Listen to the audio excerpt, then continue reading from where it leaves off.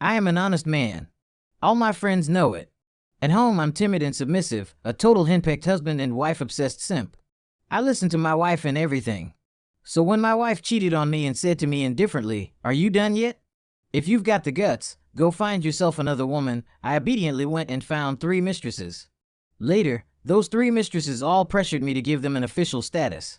So, as a devoted wife-obsessed simp, I obediently brought up divorce with Willow. But what I never expected was that Willow said she had fallen in love with me.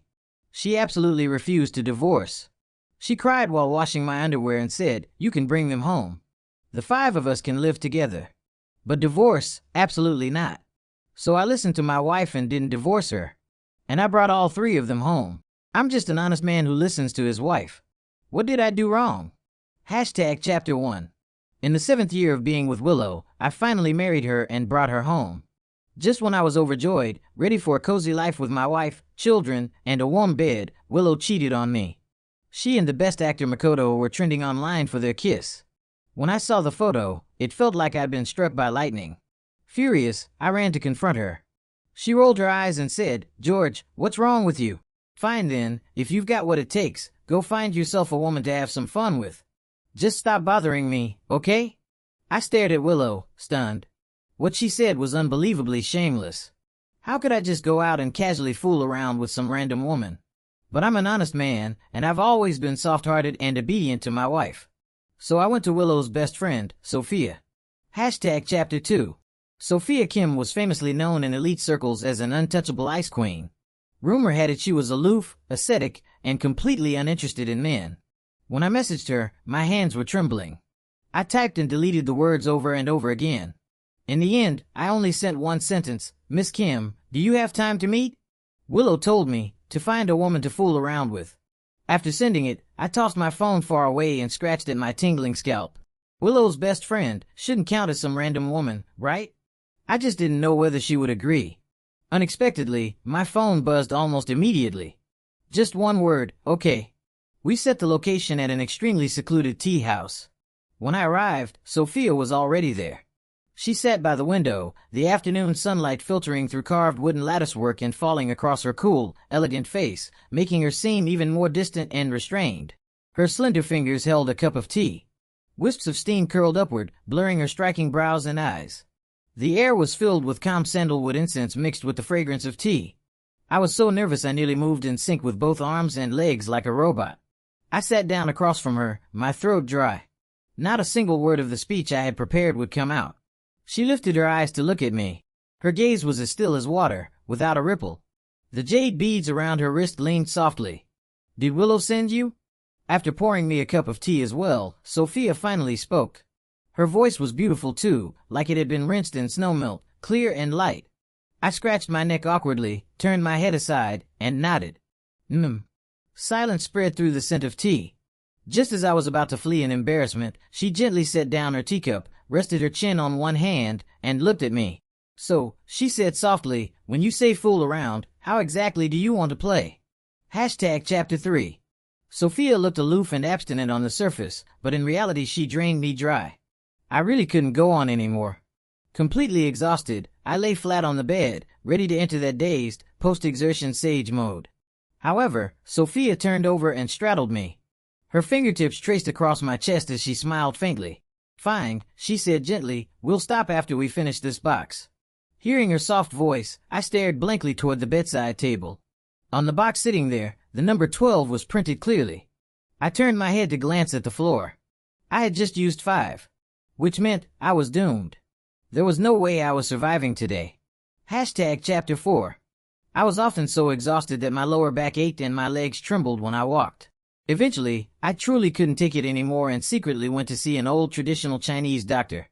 The old doctor felt my pulse. His brows furrowed tighter and tighter, and finally he sighed. "Young man, you need to abstain and rest quietly for a while. Otherwise, it will damage your lifespan." I was shocked. "What? Doing it too much will make me die early?" I was so frightened that I didn't dare go see Sophia again. But when I didn't go to her, she came to me. She actually showed up at the house I shared with Willow. When the doorbell rang, I was in the study playing video games. I thought Willow had gone out and forgotten her keys, so I opened the door without thinking. When I saw Sophia standing outside, I almost slammed the door in her face. My voice trembled. Your Highness, what are you doing here? I instinctively tried to close the door.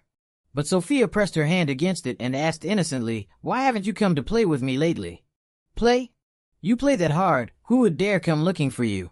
My eyes darted around as I made up an excuse. I've been a little busy lately. Busy? Sophia Kim raised an eyebrow slightly and leaned closer to me. A sweet citrus scent mixed with something subtly seductive drifted from her. She let out a soft hum. So busy you don't even have time to answer your phone? I took half a step back, my heart pounding wildly. The old doctor's warning about damaging my lifespan echoed frantically in my mind. I swallowed and said, Miss Kim, I think what we're doing isn't quite right. Summoning my courage, I tried to reason with her. That day I was impulsive. From now on we should. Should what? She interrupted, the corner of her lips curving slightly, though her tone left no room for doubt. Your wife told you to play, remember? The moment she mentioned Willow, I deflated like a punctured balloon. That's right. I'm an obedient, honest man. It was my wife who told me to do this. How could I disobey her? But I'm really afraid of dying. Just as I didn't know what to do, Willow's puzzled voice came from behind me. Sophia, what are you doing here? Chapter 5. Willow didn't go out. I was so startled my soul nearly left my body. I practically jumped as I turned around, my throat tightening with the guilty panic of someone caught cheating in the act. Sophia, however, remained perfectly composed. She turned slightly to look at Willow coming down the stairs and spoke gently and naturally. I was passing by, so I dropped in to see you. I just chatted with George at the door for a bit. As she said it, her gaze drifted toward me, deliberately or not. My back instantly stiffened. Willow didn't seem to notice anything unusual. As she walked downstairs, she said casually, what's there to talk about with him? He's boring and dull. I get annoyed just listening to him. If this had happened before, her words would definitely have hurt. But right now, all I felt was panic. I was terrified Sophia might say something outrageous. Sophia didn't respond. She only looked at me, and the faintest hint of a smile seemed to curve her lips before disappearing in an instant. Willow changed her shoes and walked over, naturally slipping her arm through mine. She said to Sophia, my sister just came back to the country.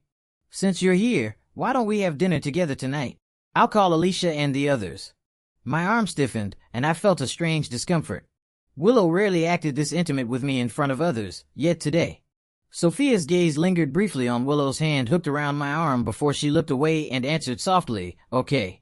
Chapter 6. The dinner was set at an extremely private reservation-only restaurant.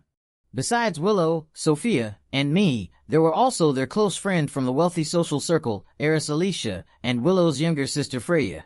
During the meal, I kept feeling 3 different gazes locking onto me from different directions.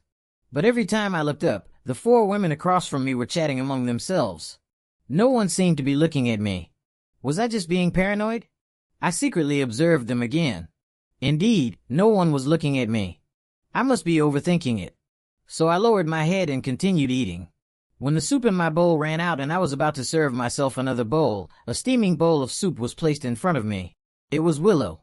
She was chatting with the others while casually serving me soup at the same time. I was stunned. When had I ever received this kind of treatment at home? What kind of divine blessing was this? I immediately said gratefully, thank you, honey. My voice wasn't loud, only Willow, who sat next to me, should have been able to hear it. But the other 3 women at the table also stopped talking and turned to look at me in unison. The way they looked at me, it was as if I had called them honey. And their expressions were strange. There was something in their eyes like wolves spotting prey. I shrank slightly and lowered my head to keep eating. Willow seemed pleased that I called her that. She became even more attentive, serving me food, pouring me water. Noticing the other 3 glancing at me from time to time, Willow teased them, what's wrong? Jealous of how loving we are as a married couple? Then hurry up and find someone to marry yourselves. Alicia and Freya didn't say anything, but I noticed they seemed to look at me even more frequently. As for Sophia, she let out a faint, wistful smile and said in a lonely tone, I'd love to get married, but the man I like already has a wife.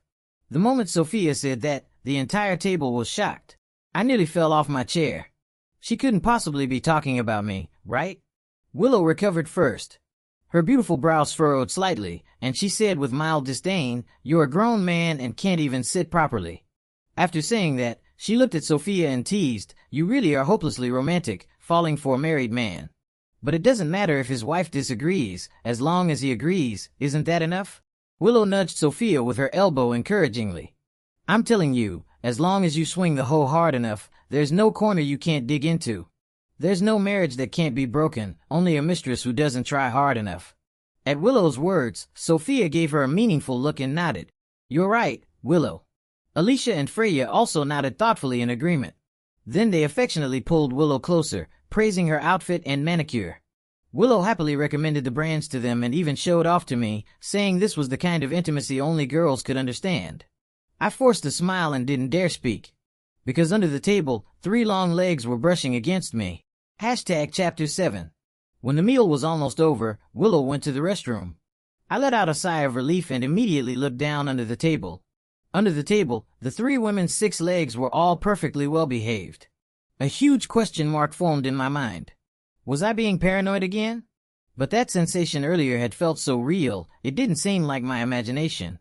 Just as my thoughts were spiraling everywhere, Sophia suddenly picked up a chopstick full of stir-fried chives and placed it into my bowl.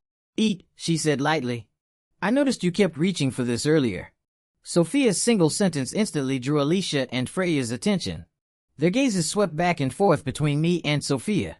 Cold sweat broke out on my back. I thought they had noticed something. Before I could react, Alicia was the first to move. She placed a piece of fish into my bowl and smiled. "You picked at this squirrel-shaped mandarin fish 6 times just now. You must really like it." I stared at her in confusion. Wait, how did she even know how many times I had taken the fish? Before I could process it, Freya set a small plate in front of me. On it was a crab she had meticulously shelled, the meat neatly arranged. "Have mine," she said sweetly. "If it tastes good, I'll peel all the crab for you from now on." She smiled innocently, almost adorably. I was speechless. What the hell was going on? I truly had the sinking feeling that I had just fallen straight into a trap. Chapter 8. It was like the 3 of them were competing to put food on my plate. I didn't have a single second where my bowl was empty. Later, I really couldn't eat another bite. On top of that, Willow had been in the restroom for a long time, and I was worried she might have fallen into the toilet, so I ran out to look for her. Once I stepped out of the private room, I felt much lighter. I walked down the corridor searching for Willow. When I saw her on the terrace, along with her smudged lipstick, my world collapsed. How intense would a kiss have to be to smear lipstick like that? My voice trembled as I demanded, "Willow, why are you treating me like this? I listen to you and everything, yet you betray me. The better I treat you, the less you appreciate it. I love my wife. I always put her first." I couldn't understand what I had done wrong. Was I still not obedient enough? Seeing how angry I was, Willow instinctively stepped toward me as if to explain. But for some reason, she stopped halfway. The panic on her face shifted into impatience. "It's not what you think.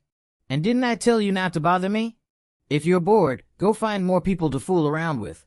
With that, she turned and walked away. I followed behind her humbly.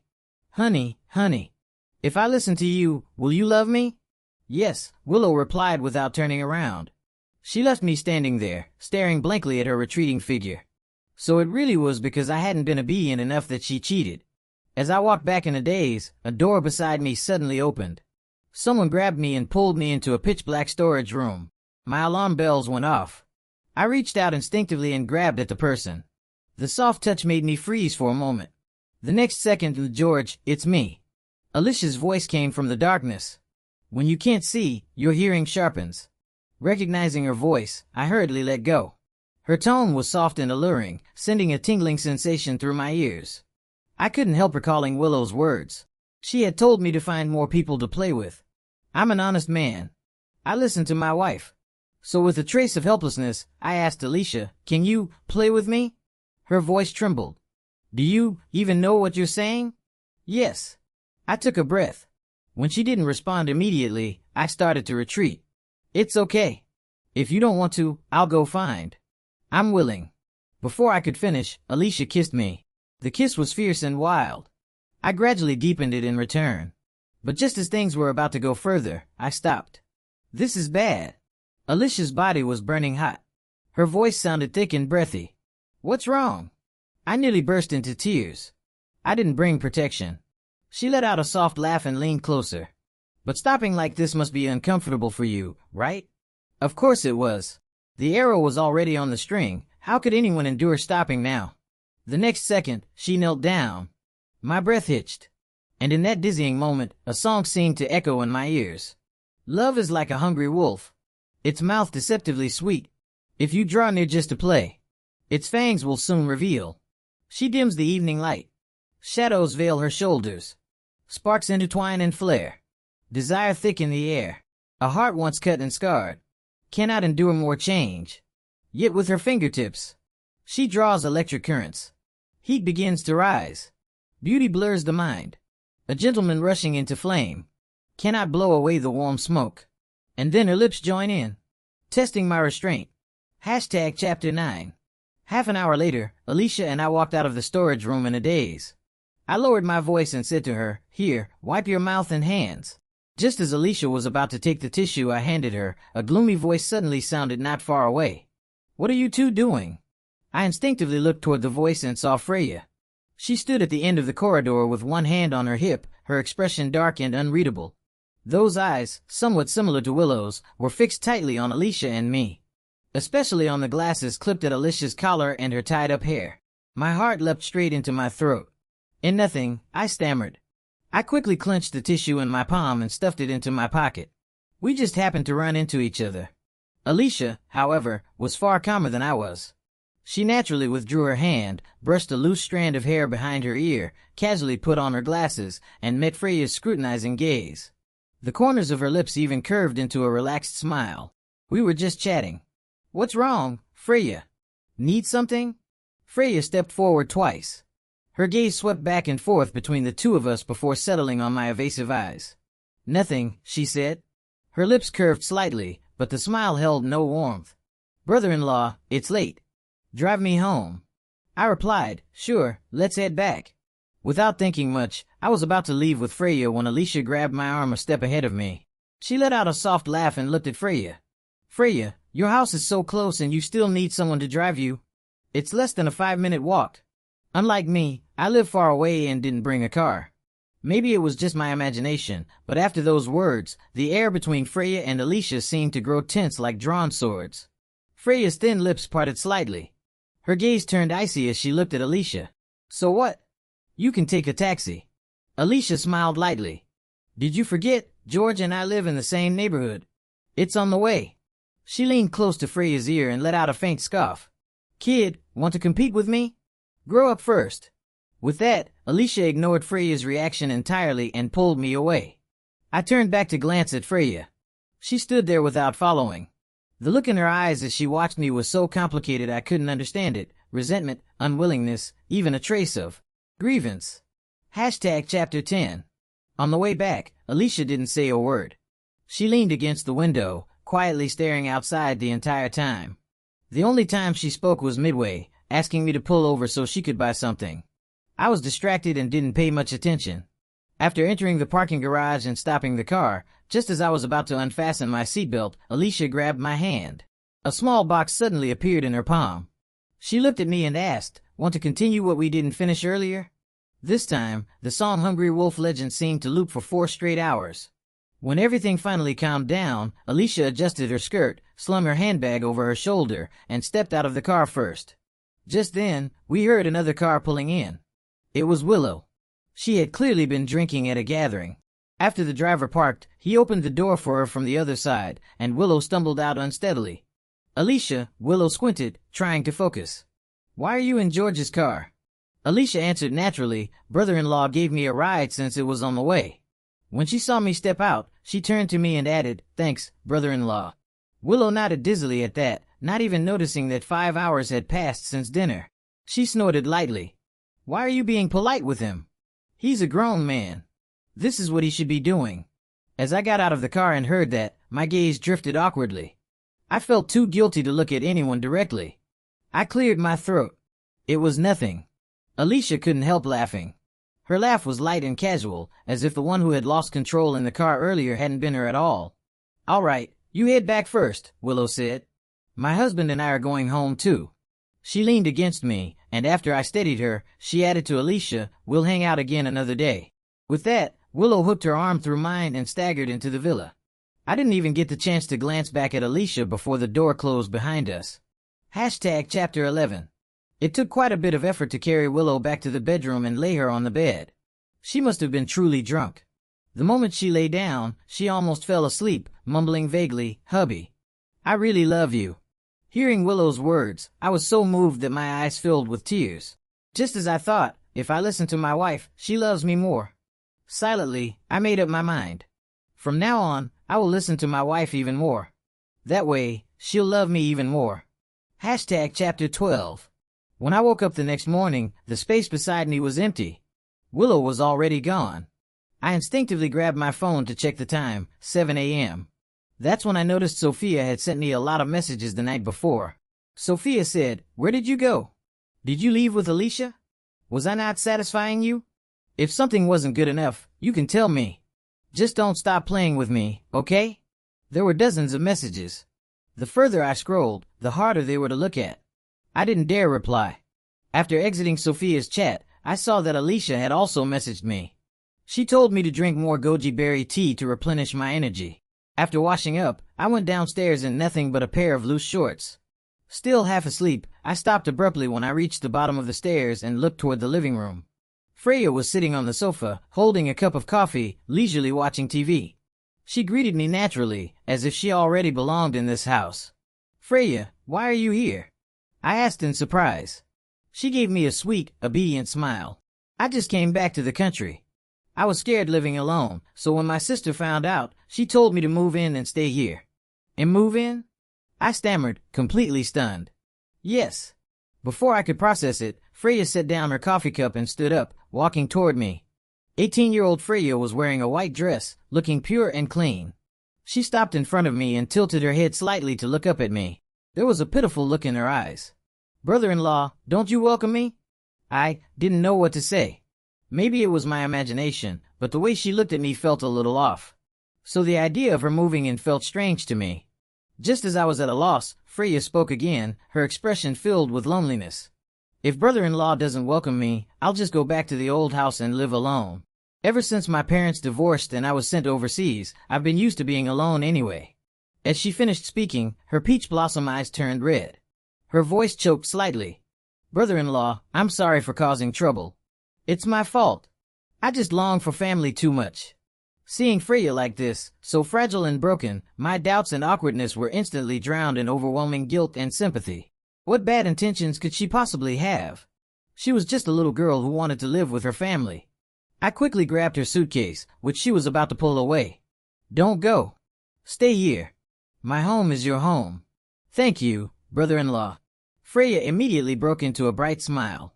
Her eyes sparkled, and the trace of grievance vanished in an instant. "Brother-in-law, you're so kind." Just as we were talking, Willow hurried back inside. "What's wrong?" I asked. Willow looked anxious. As she rushed toward the bedroom, she said, "Aunt Zhang, who practically raised me, got into a car accident overseas and is hospitalized. I need to leave immediately." 2 minutes later, Willow came downstairs with her passport and documents. "Sis," Freya called out. Only then did Willow notice her, but she didn't have time to react much. She greeted her briefly and hurried out. Before leaving, she turned to me and said, "Hubby, take good care of Freya. I'll probably be back in about a month. When I return, I have something to tell you." She spoke while walking quickly out the door. Chapter 13. Just like that, only Freya and I were left at home. I kept Willow's words in mind and took good care of Freya. The first few days were fairly normal. I helped her buy furniture and daily necessities, asked whether she was adjusting well, whether the food suited her taste. Freya would always reply with a sweet, obedient smile, "Thank you, brother-in-law. You're so kind. I'm very used to living with you." But gradually, I realized Freya seemed a little too clingy. When I watched the game, she would naturally sit beside me, very close, saying with a smile, "The sofa's so big. Brother-in-law wouldn't mind me sitting close, right?" When I played video games, she would come in to watch, focusing intently on me. If I won, she'd praise my skills. If I lost, she'd complain that my teammates were terrible. Even when I returned to my bedroom at night, she would follow me to the door, lingering and chatting about trivial things, her eyes carrying emotions I couldn't quite understand. This closeness, beyond the normal boundaries between a brother-in-law and sister-in-law, made me uneasy. I began, intentionally or unintentionally, to avoid her, reducing the time we spent alone together. But she seemed to notice my avoidance. One evening after work, I lay on the living room sofa, absent-mindedly scrolling through my phone. Freya sat silently on the other end of the couch, not leaning close like usual. An awkward silence filled the air. After a long while, she suddenly spoke in a low voice, tinged with faint grievance and self-mockery. "Brother-in-law, do you also think I'm unnecessary? Annoying?" I froze and quickly denied it. "Of course not, Freya. Don't think like that." "I know," she said softly, lowering her head. "After my parents divorced, I was sent overseas, like a ball being kicked around. My sister was busy with her studies and didn't have time for me. Now that I'm back and insisting on living here, I really am causing trouble for you and my sister." She looked up at me, her eyes slightly red, like an abandoned kitten. "I just really wanted a home. All those years abroad, alone in that empty house, I was so scared. Now that I'm finally back, and I see how kind you are to me, I couldn't help wanting to get a little closer. I'm sorry. I crossed boundaries and made you uncomfortable." Her words stirred deep pity in me. So that was what hid behind her clingy behavior, such deep insecurity and longing for family. I felt ashamed of my earlier suspicions. What fault did she have? She was just a child deprived of affection, longing for warmth. Willow had told me to take good care of her. How could I distance myself because of my own doubts? I immediately moved a little closer and softened my voice. "Freya, don't say that. My home is your home. I'm your brother-in-law. It's only right that I take care of you. You're not a burden at all. Do whatever you want. Don't feel restrained." Freya's eyes brightened for a moment, then dimmed again. She hesitated, looking at me, her voice even softer. "Brother-in-law, actually, that day at the restaurant, I heard my sister tell you to find other people to play with." Hearing that, I went numb. Before I could explain, her eyes reddened further, tears nearly falling. She asked pitifully, "Why do you play with them but not with me? Is it because I'm the unwanted child no one wanted since I was little? Do you dislike me so?" "Not at all. Absolutely not," I cut her off urgently. The inferiority and grievance in her words made my heart race in panic. I blurted out without thinking, "You're wonderful, very, very wonderful. We can play right now." The moment the words left my mouth, I froze. Realizing what I had just said, my entire body went stiff. And then, everything spiraled out of control. Chapter 14. For the next half month, Freya kept me so busy that I didn't have a single moment of free time. Until I stayed up several nights rushing a project and ended up with acute gastric ulcers. During the few days I rested at home, Freya took care of my meals and daily needs entirely. When the doorbell rang, I was lying on the sofa clutching my stomach. Hearing it, Freya handed me warm water and my medicine before getting up to answer the door. The moment she saw Sophia and Alicia outside, she immediately tried to shut the door. But she couldn't outmatch the strength of two people. A few minutes later, I stared at the three women bustling around me and felt my head swelling with stress. Sophia, apparently having heard from someone that massage could relieve gastric ulcers, had actually brought a whole line of beautiful massage therapists for me to choose from. "If this batch isn't good enough, we'll switch to another," she said calmly. "Go ahead and pick." Alicia let out a cold snort and opened all the boxes she had brought. Inside were all kinds of premium supplements, several of which I had never even seen before. "Are you stupid?" she scoffed. "What's massage going to do for a gastric ulcer? He needs nourishment." As she spoke, she opened a bottle of supplements and was about to feed me directly. Sophia didn't even lift her eyelids. She picked up an egg and declared she was going to roll it over my stomach. "Unlike Miss Alicia over there," she said lazily, "who shows up feeding goji berries and ginseng soup at a time like this. Why don't you stop him from eating Viagra like it's candy?" Chapter 15. The tension between Sophia and Alicia ignited instantly. Freya, left standing to the side, watched the two women who had barged into the house. Her expression darkened. She suddenly turned and went into the kitchen. A moment later, she returned with a bowl of millet and pumpkin porridge. "Brother-in-law, eat this. Mine is hot." She squeezed between Sophia and Alicia, her gaze openly provocative as she looked at them. "There's everything we need at home. No need for outsiders to trouble themselves." "Outsiders?" Alicia let out a scoffing laugh, crossing her arms as she looked at Freya. "Kid, are you even an adult yet, trying to take care of someone?" Sophia spoke lightly, her fingers rolling the jade beads around her wrist. Freya, come to think of it, your sister and I are best friends. So you should call me sister too. George is your brother-in-law, so how am I an outsider? I was speechless. What kind of twisted logic was that? Freya refused to back down. My sister isn't home. Taking care of brother-in-law is my responsibility. You two showing up uninvited like this, isn't that inappropriate? The three of them formed a triangle in the living room, their gazes clashing like lightning. I stood trapped in the middle, my stomach aching and my scalp tingling from the situation. Could it be they all knew about my relationship with each of them? Just then, my phone rang. A video call. From Willow. My hand shook, and I almost spilled the porridge. On the screen, the word wife was clearly displayed. The three pairs of eyes instantly locked onto my phone. Are you answering? Sophia asked calmly. How could I possibly dare to answer? Flustered, I tried to decline the call, but in my panic, I accidentally swiped to accept. Willow's face appeared on the screen. The background looked like a hospital. Hubby, what are you doing? She paused mid-sentence, frowning. Why do you look like that? Why is your face so pale? Are you not feeling well? My heart pounded wildly. I forced out a smile. And no, just a bit of stomach pain. Stomach pain? That old problem again. Did you eat something bad? At that moment, Sophia suddenly coughed. Willow stopped speaking. After 3 seconds of silence, she asked, Why do I hear a woman's voice? Who's next to you? My entire body stiffened. I instinctively looked at Sophia. She looked perfectly calm, not a trace of guilt on her face. If anything, she seemed expectant. I was speechless. She did that on purpose. Seeing Sophia act like that, Alicia instantly caught on and was about to make a sound as well, only for Sophia to clamp a hand over her mouth. But the commotion only made things more suspicious. Willow's gaze sharpened. She stared at my slightly panicked expression. Hubby, where are you? Alicia struggled to speak, but Sophia firmly covered her mouth first. Just as my brain felt like it was overheating trying to think of an excuse, Freya suddenly leaned into the camera, blocking everything behind her. She wore a sweet, obedient smile. Sis, I've had a bit of a cold lately. I just coughed twice. Hearing that, Willow's expression softened slightly, though her brows were still knitted. Oh, I see. Then take care of yourself. Don't pass it to your brother-in-law. I'll be back in a few days. It seemed like she wanted to say more, but suddenly, a man's laughter sounded from the other side of the screen. Willow. I recognized that voice instantly. Makoto. They were together right now. The realization struck me like lightning. Why, when I've listened to my wife and everything, does she still treat me like this? On the screen, after hearing that voice, Willow's eyes subconsciously shifted away from me. She seemed to see something. Her expression turned cold in an instant.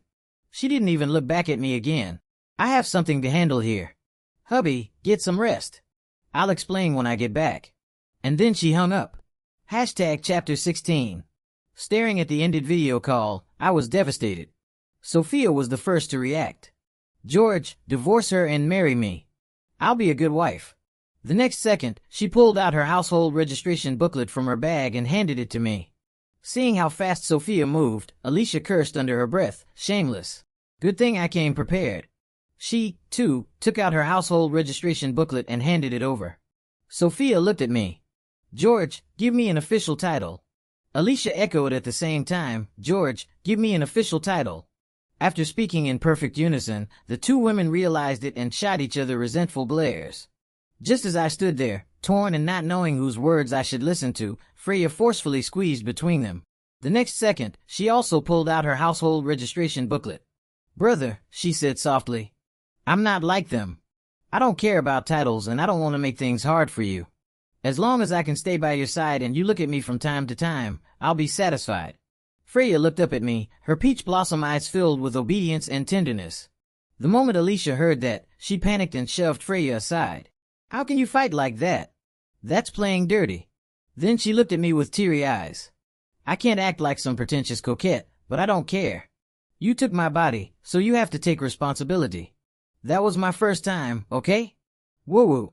Meanwhile, Sophia, who had just been pushed aside, calmly cut off a strand of her long hair and placed it in my palm. Her eyelashes trembled slightly. You know, I've only ever been with you. Looking at the three women in front of me, my heart softened. In a moment of weakness, I agreed to give all of them an official title. However, when I went to customize 3 pairs of wedding rings, the clerk looked at me in complete confusion. "Sir, are you certain you want the one and only design?" So when Willow finally returned, I confronted her. With 4 rings on one hand. Chapter 17. I said, "Let's get a divorce." Willow said, "Honey, let's have a baby." Willow and I spoke at the same time. After the words fell, both of us froze. Willow's voice trembled. What did you just say?" Her face was filled with shock. She even thought she must have misheard. I hesitated for a moment, then raised my left hand, wearing 4 wedding rings. I took off the one on my ring finger and placed it in front of Willow. I said, "Let's get a divorce." Impossible. Willow didn't even think about it before refusing flatly. Hearing that, I grew a little anxious and tried to persuade her. "We should just divorce. Then you can be with Makoto." The moment she heard Makoto's name, Willow panicked. She shrieked, "There is absolutely nothing between me and him. I already wanted to explain everything to you a month ago, but things were too urgent back then. I was worried I wouldn't be able to make it clear over the phone, so I didn't explain." Willow hurriedly tried to clarify. I frowned deeply. After a few seconds of silence, I brought up the incident where they were caught kissing and it trended online. She said, "What are you talking about?" "He hired someone to secretly take photos and used camera angles to fake it. After that, I had my dad blacklist him. Didn't you notice that the next day the trending topic disappeared and he never showed up on screen again?" That did seem to be the case. I said, "But that's not right. Back then you even told me that if I had the guts, I could go find other women to fool around with." She snapped. That was said out of anger. Willow completely lost her composure and stomped her foot. "I was trying to explain things to you at the time, but you immediately questioned me and didn't trust me. I got angry, so I said that." I gradually began to feel a little guilty. But I still argued stubbornly. "Then what about the second time? Your lipstick was all smudged. And you told me not to bother me and to go out and find more people to have fun with." Hearing that, Willow looked even more devastated. She said, "That day Makoto was making one last desperate attempt. He brought paparazzi to hide in the corner and secretly film us. He suddenly lunged at me and forcefully kissed me. When I tried to dodge him, I covered my mouth and the lipstick rubbed onto my clothes and got smeared. And I told you back then that it wasn't what you thought. When I said don't bother me, I meant don't talk to me about Makoto. I felt he was bad luck. As for telling you to go find more people to have fun with, I meant you should go play games with your friends, queue up together online. Don't you always call them to hang out when you're stressed?" I recalled the expression on Willow's face at the time. It did seem like what she was saying now. So, had I misunderstood her? Then those 3 women. Subconsciously, I glanced at my left hand. Willow followed my gaze and looked at it too. She asked in confusion, "Those 3 big gold rings, how did you?" As if she had suddenly realized something, she was just about to speak when I jolted in fright and immediately cut her off. But during the video call, I heard Makoto's voice. "You didn't even look at me, you just hung up." Sure enough, Willow's attention was diverted. She immediately explained, "My dad had already blacklisted Makoto, but he still managed to find me. That proves someone leaked my itinerary. The only people who knew about my trip abroad were you, my sister, and a few of my close girlfriends. If Makoto showed up there, it means there's a backstabbing so-called best friend among them. That's why my face looked so bad at the time. I swear, from beginning to end, I have had absolutely nothing to do with Makoto. All I was thinking about then was finding out which so-called friend betrayed me." Willow looked at me and said, word by word, "I have only ever been intimate with you." After hearing her explanation, I tremblingly raised my left hand and showed the 3 gold rings on it. Stammering, I said, But I took your words seriously. I went out and messed around with 3 women. Now they want me to give them an official status." Hearing that, Willow stared fixedly at the 3 rings on my left hand. The color drained from her face at a visible speed. Her breathing stopped for several seconds and she staggered back a step. She said, 3. Her breathing grew labored. "You went and fooled around with 3 women?" Chapter 18. I nodded guiltily and added in a small voice, "But honey, don't worry. I didn't just pick random women. The ones I found are all people you know." "All people I know?" Willow's voice shot up sharply, almost cracking. I nodded honestly. Sophia, Alicia, and Freya." With every name I mentioned, Willow's face turned a shade paler. When she heard Freya's name, she suddenly lifted her head, her gaze sharp enough to kill as she shouted, "Those shameless vixens! Thieves! Liars! She was trembling with anger, barely able to speak coherently. Grabbing my sleeve tightly, she demanded, "So this past month," her eyes churned with intense pain and jealousy. She continued, "You've been playing around with them?" My eyes darted away, my heart pounding wildly, but I still forced myself to say, "You were the one who told me to." I'm an honest man. I always listened to my wife. Before I could finish, Willow rose onto her tiptoes and kissed me. The kiss was fierce and almost frantic, filled with painful desperation. I froze for a moment, then pulled her into my arms, my heart aching for her. Our lips tangled, and gradually, under the familiar scent and touch, the emotions we had suppressed began to pour out. What followed was a chaotic and intense entanglement. When it was finally over, Willow silently got up and went to the bathroom. I lay on the bed for a while, then felt that I still needed to talk things through with her. I got up, put on my jacket, and went to find her. When I pushed the door open, I saw Willow cold-faced, scrubbing the underwear I had just thrown onto the floor. Although her expression was icy, she washed it carefully, scrubbing it thoroughly clean. I didn't speak. She didn't either. For a while, the only sound in the bathroom was the rush of running water. "Do you like them?" Willow suddenly asked. I fell silent for a moment and thought back. Then, awkwardly, I nodded. I said, "They each have their own strengths. Sophia is exceptionally gifted. Alicia has great service awareness. Freya is young and full of energy." Hearing that, Willow fell silent again. Listening to the sound of the water and watching her quietly wash my underwear, I felt a mix of complicated emotions. After hesitating for a while, I took the initiative to speak. "So, when are we going to get divorced?" At my words, Willow suddenly turned around. Her eyes were red, like an abandoned pet, aggrieved yet furious. "Divorce? George, let me tell you, this lifetime, that's impossible." I stared at her in shock, thinking I had misheard. Even after all this, Willow still wouldn't divorce me? She threw down the underwear, stood up, and looked straight at me. Her tone was almost obsessive, as if she had made some kind of firm decision. "You can bring them home. The 5 of us can live together. But divorce, absolutely not." "Why what did you say?" I was completely stunned, even thinking I had heard wrong. I said, "Call them here." Willow turned back around and continued scrubbing the underwear, grinding her teeth as she did. "Don't they want an official status? Call them now. I'll give them their official status." The last words were squeezed out through clenched teeth. Chapter 19. Under Willow's watchful gaze, I sent messages to Sophia, Alicia, and Freya one by one.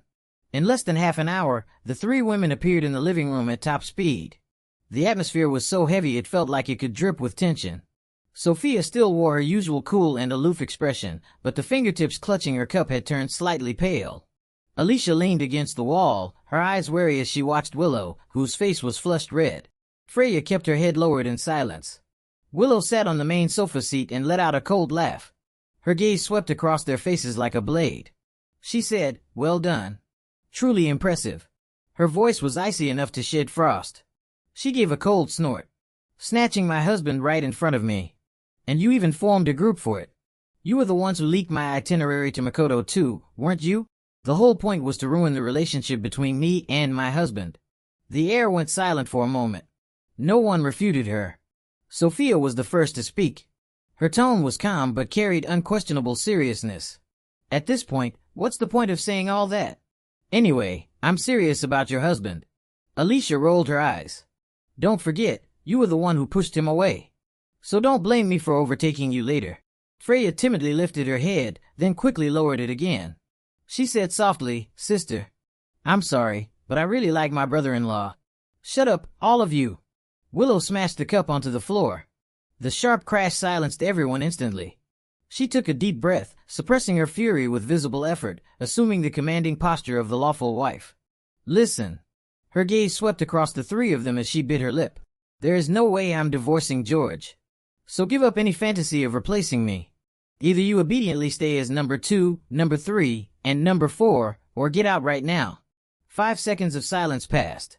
Freya was the first to speak. "Sister, I'll be number 2. Alicia, afraid of losing her spot, quickly added, "Then I'll be number 3. I'm number 3. Sophia fixed her eyes on Freya, clearly dissatisfied. "By order, I should be number 3. You're number 4. Freya simply tilted her head. "Spots are limited. First come, first served." Sophia was speechless. Chapter 20. Willow kept her word and actually arranged a schedule for the three of them. Mondays, Wednesdays, and Fridays belonged to Freya, Alicia, and Sophia. Tuesdays, Thursdays, and Saturdays belonged to her. Willow said this was her greatest concession. As for Sunday, Sunday was group activity day. Hashtag chapter 21. The house became unusually lively. At the breakfast table, the bowl in front of me was always full. On my left was a peeled egg from Sophia. On my right was ham sliced by Alicia. In the middle was milk poured by Freya. And Willow, with a dark expression, spread jam on my toast, grinding her teeth as she warned the other three, watch his sugar intake. Control the sugar, do you understand? They seemed to have reached some strange balance, although behind the scenes they were still openly and secretly competing. For example, Sophia would quietly move my favorite dishes closer to me. Alicia could always notice immediately if I was missing something and bring it back right away. Freya, relying on her younger sister's status, would confidently massage my shoulders and pound my legs. And Willow, as the lawful wife, possessed the exclusive right to wash my underwear by hand every day. She claimed it was a symbol of sovereignty. The neighbors often saw an astonishing amount of women's clothing hanging on our balcony to dry. And strange arguments could frequently be heard, like debates over who I would accompany to a movie today, or who I would go shopping with tomorrow. The property management once even suspected that our household was holding some kind of illegal gathering. As for me, of course, I listened to them. After all, I'm just an honest man who listens to his wife.